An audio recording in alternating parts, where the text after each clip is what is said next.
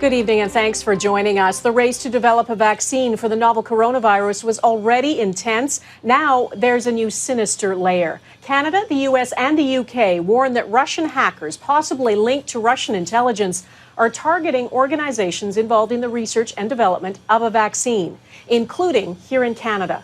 Mike Drolet looks at the threat and what's at risk in our top story tonight. The race to develop a vaccine for COVID-19 just got political.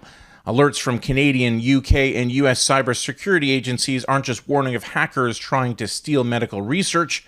They say the hackers almost certainly operate as part of Russian intelligence services. This is a global issue. Every actor in the world is looking for the vaccine. A report in April had warned of attacks against a Canadian biopharmaceutical company, but the attribution then was the very generic cyber threat actor. With this attack, Canadian and UK officials seem determined to publicly shame Russia. And I think that's pretty appalling, I have to say. At a time where the world's coming together, we're all trying to find a vaccine that both our people and people around the world can benefit from. To have the Russian government engaged in that endeavour, I think needs calling out, and I think the world should know it. Russia has vehemently denied all involvement through its state-run media channels, saying the allegations weren't backed up by proper evidence.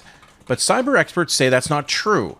In this case, the Russian hacking group APT-29, or Cozy Bear, was identified through code it had used before, a sort of signature. It's the same group that was accused of trying to influence the 2016 US presidential election. With the current attack, it's unclear if any information had been stolen, and security officials didn't speak to motive. So they may have been trying to get intellectual property to either benefit their own research, to piggyback on Canadian and Western efforts.